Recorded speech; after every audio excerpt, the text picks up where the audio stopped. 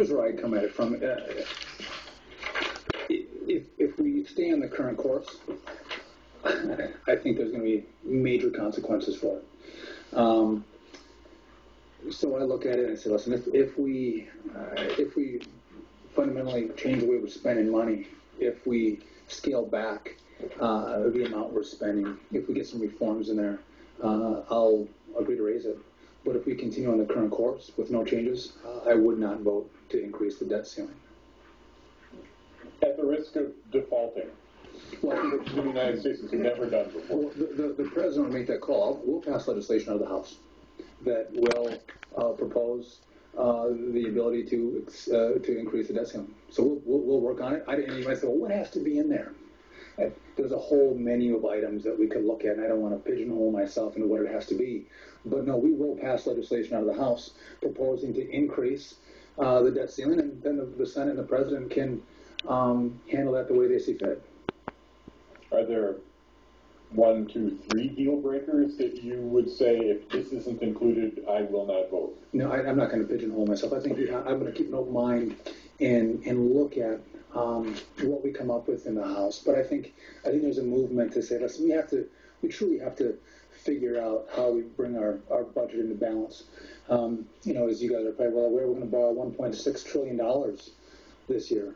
And you look forward, we're going to, on average, borrow $100 trillion every year for the next 10 years. So we want to reduce spending.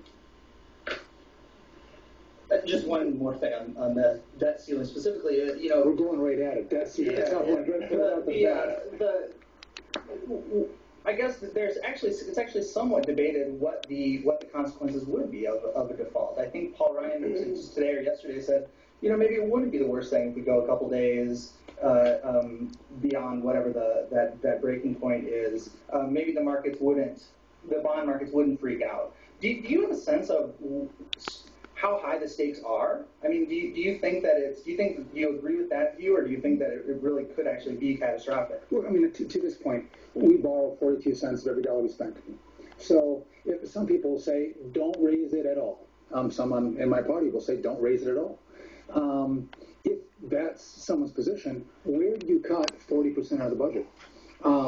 If you wanted to do that, you would actually zero out your whole military, and you'd zero out your non-defense discretionary spending to balance the budget. Or then you'd have to cut Social Security or Medicaid. Those aren't reasonable choices. It takes time to balance a budget. And I'm willing to give the extension of credit, but we can't continue on the same course either. So I guess my philosophy is pretty simple. If we're going to cut up the credit card, I don't mind paying the bill. But if we're not going to cut it up and we're going to continue on the same course, I don't think that makes sense.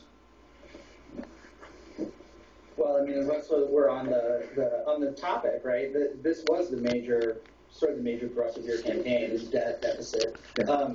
What do you see? That was what you identified as your top priority once you got in. What do you see as significant steps that you've taken, or the House Republicans have taken? Sure. In that direction? So in the continuing resolution, if you remember, that started at the beginning of the year. Last year, the House didn't pass the budget. It didn't actually even propose a budget. So when the new Congress took over, we had to figure out how we're going to fund the government through the remainder of fiscal year 2011. And if you recall, there were some pretty distinct points. The Senate and the president said they didn't want to cut any spending. We said we wanted to cut.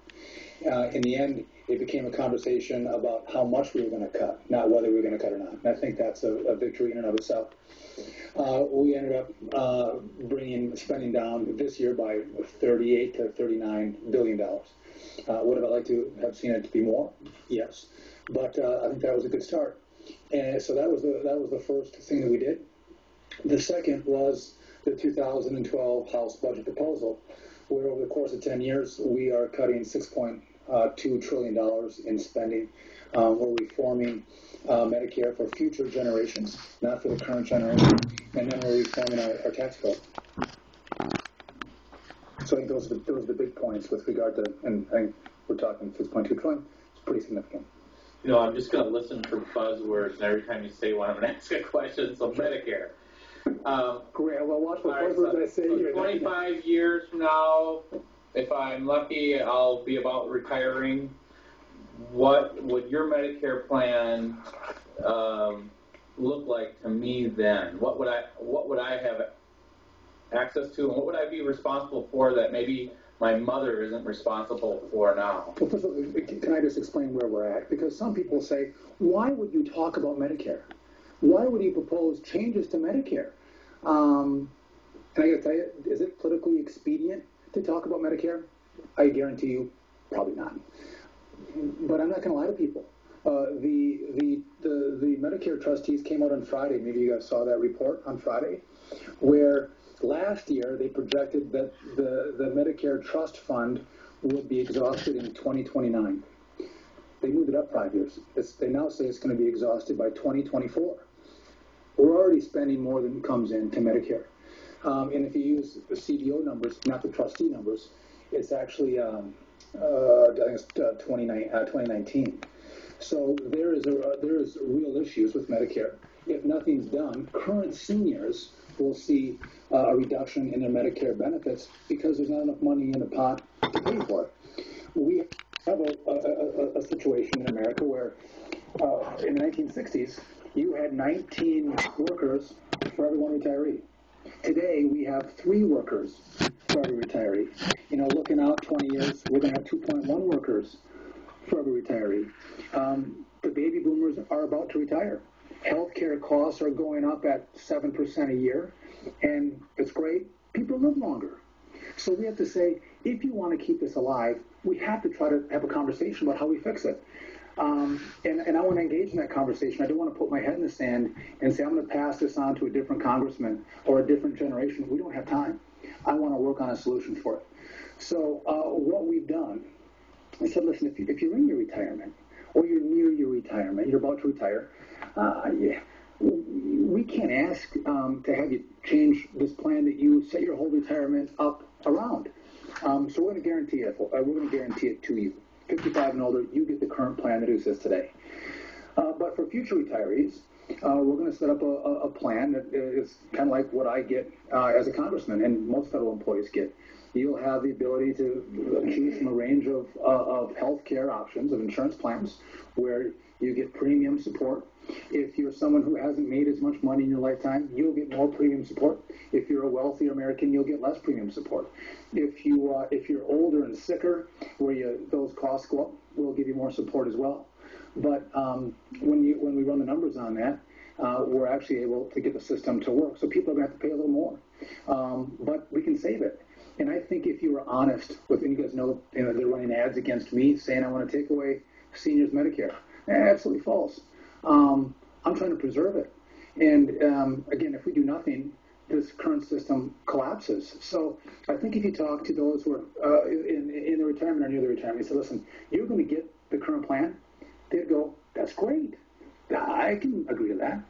And if you talk to people in future generations and you say, listen, there's going to be a Medicare plan that's available to you. It might be a little bit different.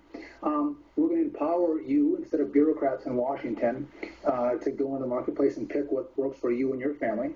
A little bit different, but it's still going to be there for you. They would go, that's great, because right now I don't think I'm going to get anything in regard to Medicare. They know it's going bankrupt. So I think this works for both generations.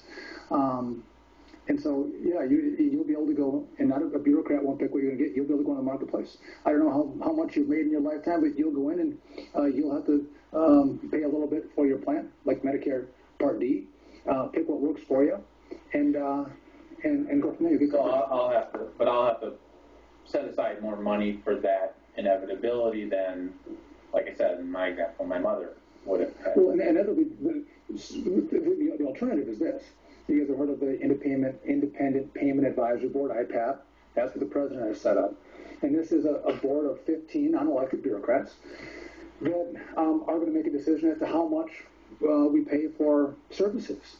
And that's the way we're going to control costs. Well, to think that you can just continue to ratchet costs down on doctors and hospitals and think you're going to get the same service, I would submit to you that's probably not going to happen. This is a form of rationing.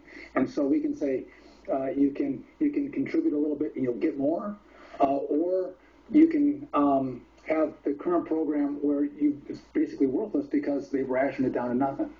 I'd prefer to keep a system in place that actually works for people. Well, one of the more, there's a whole universe of criticisms of this proposal, the Ryan plan that we're talking about. To me, one of the The House budget plan. Yeah, the House budget plan, indeed. To me, one of the more persuasive criticisms is that, so you convert to a voucher system over time. The vouchers, though, do not grow at the rate according to what medical costs are rising, at least right now. Now, if medical costs stop rising and that turns around, then that's not a problem. But if they continue at the current rate, then eventually, those vouchers would pay for less and less of senior health care. Let me ask you this. Do you get health care from the West Daily Herald? I do. Okay. And is that a voucher? They give you a slip to go, this can be used to go purchase health care wherever you want? Or do you have a plan that you can pick from within, is it a voucher? Or? No, I understand it as a plan that I pick from. Right. And you'd say that's not a voucher, right? Yes, I do. Yeah, and so let's not call this a voucher because that's not what it is. It's not a voucher plan. And I think that's a term that people use to try to scare seniors to go, we're going to turn you out into the wild with a voucher. That's not what we're doing. Well, then it's a structure. The portion that would be paid by the government. Well, you would never use the term voucher in regard to what you get. So that's not what we're doing here. It is a premium support, which is probably what you get. The Wall Street Daily Herald pays for a percentage of your care, and you have to kick in some as well. And the difference will be you probably only have one choice, but a federal employee has a packet of choices that they can choose from, where it's a slim down plan where they pay very little, or they can get a gold-plated plan where they pay a lot more. Seniors would have that same choice. But what our belief is this. If we start to empower patients, empower families, empower people to make decisions that work for them, and we start to get people to engage with price and service in their health care, we're going to see more efficiencies in the marketplace. I think that a freer marketplace will drive prices down. We've seen it in regard to everything. I think that's how we're going to accomplish the goals. What we have right now, though, is a current system where we see increases in cost year over year, and all we're trying to do is change who's paying for it. Or what we're doing is saying, okay, well, the government's only going to pay less and less for Medicare, and then you see these doctors and hospitals pass it back on to people that have care or insurance, and on the back side, we're double paying. We're paying for Medicare, and then we're paying for incredibly increased cost. So I say healthcare costs are going to go down. Well, he said the healthcare costs are going to increase 7% a year, and it doesn't increase with it. So I think you're disputing that rate of increase. Yeah, I think that if we inject more competition in the marketplace, more choice into the marketplace, more ability for patients to actually purchase plans that work for them, make insurance companies provide plans that work for me. Because I can tell you what works for me and my 6 kids may not work for Rob and his family. Or what's good for us in central Wisconsin may not work for guys in Kansas and Kentucky or Minnesota and Michigan. There's different values, there's different ideals. And so let's let people choose. And if we do that, I think we can be far more effective than what we're doing today. So why not do it now? Why not do it to people who are on Medicare or approaching retirement age? The baby boomers are the biggest single bubble in history that's going to be driving up those costs. Why not subject them to it? I mean, you want to cut up the credit card now, right? Right. So here, the reason I don't think we should do that is people have built their retirement around this program. And I don't think it's right that you say, okay, now I'm 65 and you want to take this away from me. I got to go back into the workforce and try to make up this difference. I don't think that's so what we do that all the time. I mean, for example, we gave them prescription drug benefits that they presumably had budgeted to pay for prescription drugs in their you can run for Congress and you can propose that. If you ask me what I'm doing, I don't want to take those benefits away from seniors. But future generations, you say, okay, this is the plan that you're going to have. You can plan for that retirement in future generations. But this generation plan for this retirement, and I think they should get it. And so, and some people will look at our proposal and they'll go, this is extreme. What are you doing? And I go, extreme? Do you know how long it takes us to balance a budget? It takes us up to 20, almost over 40 years to balance a budget. Over 30 years to balance a budget. In that plan. In our plan that we voted for. And the reason is we're not willing to cut current seniors. So we're okay projecting out and bringing the cost down because we're not going to take away from those current retirees. And so when you do that and you look at future generations and that reform, it takes a little longer to get there, but it's a plan to get there. The alternative is a launching debt that's going to, I think, crush the country, but no doubt crush the next generation. That's an alternative. Another alternative is to ask people at or near retirement age now to pay more. It's just it's an alternative you reject. There's a lot of views out there. You asked me for my view. There's a whole spectrum. There's some people who there's a lot of views out there. So you asked me mine. But can I ask if it's a matter of a political question? Sure. You said that you're taking some flack already for this budget proposal. I think that a lot of House Republicans are. Are you surprised at the way that this has gone? Are you disappointed by the way the politics have shaped? Are you pleased? No, listen, first of all, from people here when I go talk to them, no. I mean, people listen. There's a segment who go, I don't like it. There's a segment that goes, I love it. And there's a segment that goes, tell me more. I'm saying on the political campaign side, it's we have got interest groups that are running ads here. So those are the people that are trying to tell our current seniors that I want to take something away from them. They're trying to scare our current seniors, and it's disingenuous because the current proposal, the current plan that's out there right now, what exists today, the Medicare trustees tell us it can't continue. We're already spending more than we bring in. And the trust fund is gone in 2024. And so let's fix it to save it. Does the plan give me some idea, though? I keep making this personal. I don't mean to, but just for example's sake, of what my premium support would be, and then an estimate of what my sort of percent of out-of-pocket costs would be. And I think I know what that's going to look like. Yeah, sure. We'll have to drill into the details. This is a broad-based budget proposal, so the details will have to be worked out. But yeah, we'll work through it. Would you understand some fear in the uncertainty of those details at this point? Possibly, but I would also it should be similar. Let's take the whole scaring seniors thing out of it. Okay, you said 55 and up. Yeah. Get their plan. I'm just talking about people below that level, not knowing exactly what this is going to mean for them, could have some legitimate concerns, right? Well, I think if people understood where we are today and what would exist if nothing is done, I think they would go, yes, I think we need to reform it. Why should Rob pay in for a lifetime and get nothing out of the program? Let's make sure that Rob continues to have this social contract where he's going to pay in, but there's going to be something for him. And if he doesn't think he's going to get it, it's hard for me to sell him that he should keep paying into it. We have to work on more details of what it would cost at different income levels. You're right. But when we talk about what's frightening is the current plan that exists today is going to fade away because it's unsustainable. And everyone says that. Everyone says it. The Senate will say it. The President will say it. The trustees say it. And so the choice is truly this. Do we look at a reform? I'll listen to any kind of reforms that come out and go, I've got a better idea. Let's talk about it. I don't want to see us ration care down to nothing, however, and using 15 unelected bureaucrats to decide what gets paid for and how much. I don't like that. I don't think that is a recipe for success and good care for our seniors looking to future generations. So, as long as we're on healthcare costs, let me ask about healthcare reform. In January, when you voted to repeal healthcare reform, you said that you had spoken with leadership and that March or April there would be bills, replacement bills coming out of committee. It's getting into late May. That hasn't happened.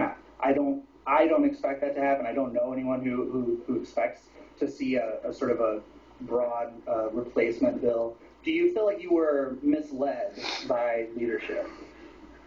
So I've had another conversation with leadership on when are we going to bring these to the floor? Because I voted for repeal with the commitment that we're going to have a replacement. Because frankly, to repeal a proposal that I don't like without putting our own proposal forward, it brings us back to what we had before, and I don't think that's acceptable. So it's my understanding now that in the fall they're coming out. I'm going to work on my own legislation right now, and for a certain segment, and I'll tell you more about that as we move forward in future weeks. But yeah, I would have liked to have seen it quite earlier, but we will see our proposals coming from the House side. I don't know. I don't. Maybe it won't happen this way, but it's possible to imagine that we'll sit here in the fall. Well, they didn't come out in the fall. Where? And then I will pull my guns out with you and go, listen, I was misled. Where is it? And I voted for this with the understanding that this is what we're going to do, and this is our reforms are going to be able to come to the floor. And I would tell you at that point, I'm incredibly disappointed in our leadership for not allowing those to come forward, because I think that we owe it to the American people. If we're going to criticize the president's proposal, we should bring out our own. Most definitely. At this point, you have full confidence in the House leadership, though. At this point, I do. Yeah, I've talked to them again. Not just on that issue, but in general. Well, I mean, do I agree with them on everything? No. Is it showing itself to be effective yet? What's that? The current House leadership. What do you mean by effective? Getting legislation passed that makes sense, that has a chance of getting through the Senate, maybe even working on deals that would get approved by the president. We figured a way to fund the government for the remainder of fiscal year 2011 and shut the government down. Your answer is yes. Yeah, I think we're going in the right direction. Yeah. To say anything you don't believe so. No, yeah, I think we're going in the right direction for sure. So what's that proposal that you alluded to a minute ago? No, I don't want to bring it out here, but we're working on some stuff right now. So, and that's because my concern is if they're not going to do it, I'll do it myself. I'll do it myself to make my own effort. Have you finished with healthcare? Sure. One of the things that's forefront in many people's minds right now, including me, who just drove across the state, is gasoline prices. Yeah. What is the House leadership doing to help consumers who are paying $4 a gallon? So yeah, we just passed a bill where we are looking to access American energy sources in the Gulf, in the Atlantic, Pacific, and up in Alaska. And I think there's a couple things going on. I think we have a supply and demand issue, and whenever we start to see our economy recover, I think we're going to see gas prices go along with it because there's going to be greater demand. And as we try to move towards energy independence and alternative energy sources, we're not there yet. We still use gas and oil. We still use coal. So why don't we access American energy? The president goes down and says it's okay to drill off of Brazil. Well, why can't we drill here in America? It's projected it could be 1.2 million jobs, American jobs, accessing American energy. So I think supply is one issue, and we keep those dollars here instead of sending them over to the Middle East. But I think we also see prices going up because of what we're doing with the dollar. We're going through quantitative easing QE2 right now, where the government is printing basically money to buy $600 billion in U.S. bonds. We're devaluing the dollar, and oil is traded in dollars. And so if we devalue the dollar to end consumers, prices go up. So I think there's a twofold approach here that's going on, and I think the dollar has an impact, but so does supply. Nothing about demand. Well, I think the sheer supply of American-created energy. Even the best estimate is that those energy sources, if you started drilling in ANWR and other places, wouldn't come online for 15 or 20 years. Well, I haven't seen it that long. I'd say 5 years. I've heard estimates. Okay. Yeah. What about reducing demand immediately? Let me answer the supply side, then I'll go to the demand side too. Okay. I think if you look at even trouble in the Middle East, we might not even have supplies cut off, but the projection that they may will tweak the markets, and you'll see them react. I think if we say we're going to pursue American energy sources, that will have an impact on the markets as well. That we're going to pursue those, and they'll see supply coming online in the future, which can have a positive impact on the price we pay at the pump. I also believe, yes, we should encourage conservation as well. We should encourage people to use less. I think I mentioned this to Rob the last time we did this. I drive a diesel TDI. I get over 40 miles to the gallon. I drive a lot, travel in the district. I'm trying to do my part to use less. I think we want to encourage everyone to be responsible in how much they're using, and that can affect the demand side of things as well. How do we do prices down? I think we encourage people. I think just by the nature that people are paying $4 a gallon right now, people take a step back and go, okay, well, maybe that big SUV isn't really right for my family. Maybe I could find a vehicle that is more energy efficient when it's costing me $100 to fill, $100 or more to fill up this vehicle. That hits my budget pretty hard. Kind of not working though, because the two of the top 3 cars sold in the first 3 months of this year were pickup trucks. But when you saw the prices go up several years ago, you saw a transition from the bigger vehicles to smaller, more fuel efficient vehicles. So it does take some time. But yeah, I think you'll see people. I think you'll see people go there. But I also think we have to have attractive options as well. Like today, I like my vehicle; it works well for me. But if you have good options out there of energy efficient vehicles that people want to buy, that's a positive thing. Do I want to see government mandate though that you have to drive a vehicle that gets 40 miles a gallon? I don't want to see us do that. I don't think that's where we go. I think markets will drive that in and of itself. Another pretty predominant school of thought among economists is that speculation in the petroleum markets has done more to drive up costs than Middle East turmoil or the weak dollar or anything else. Is there anything the federal government should be doing to better regulate speculation of energy commodities? Yeah, I don't know that I buy into the speculation aspect. If I saw compelling information that speculators were doing that, I would join in. I haven't seen that compelling point made yet, but obviously I could look a little deeper and be persuaded on that point. I'm not persuaded at this time as I sit at the table, but yeah, I'll take another look at that. But yeah, I know the president has talked about speculation. I think the driving costs are the two that I referenced, though. I'm sorry to backtrack just a little bit here, but you can clarify for me. The budget plan developed by Congressman Ryan. It's my impression is that some folks have backed off of supporting that within the Republican Party. Is that true? Or it's hard to know what's coming in. That's a very good question. And I heard news reports of that too, hearing that some of the leadership was backing off. And so I went because I come back every week. I'm only there for 4 days and 3 nights. I got back and I'm like, what's going on? Right. And the response that I got was, listen, the media has taken a few things out of context and trying to run with it. From all I've heard from the GOP leadership is they're all on board. And I got to tell you, I think all of us who voted for it are on board. I mean, we're taking to vote to reform Medicare. You sure better think there's a problem if you're going to take that vote. I wouldn't have taken it if I didn't think we have to reform it to save it. And so I feel very comfortable with the vote that I took.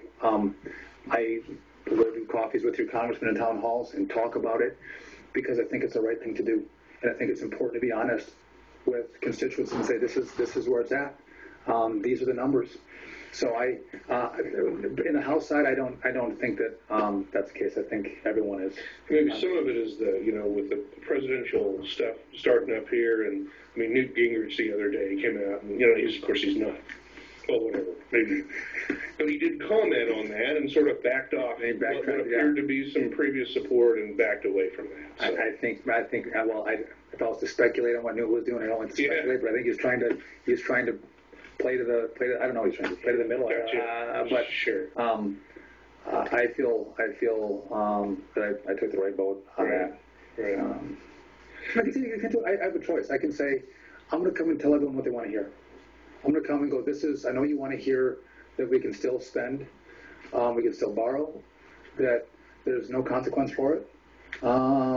And people might like to hear that from me, but I wouldn't be honest with them then at that point. And I think at this point in American history, when every man, woman, and child owes $45,000 of national debt, I think if people understood the trajectory of our debt, they would be outraged.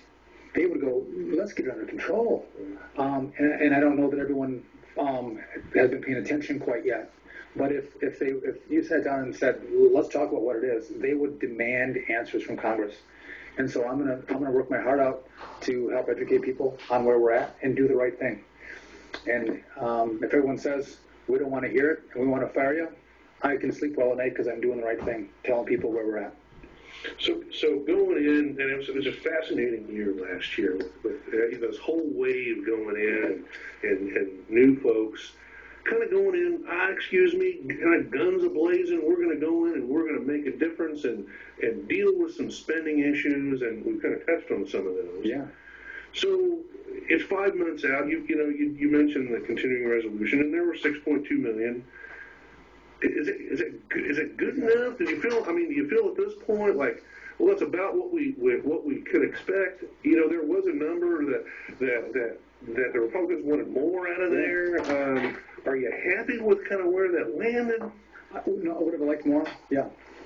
And at some point, I'm new to this. I was a prosecutor before, but you come to realize we don't control everything. It's a divided government, and so we pushed for as much as I think we could get, at least in the CR, which was 39 billion. And we look forward to the 2012 budget where we're cutting 6.2 trillion.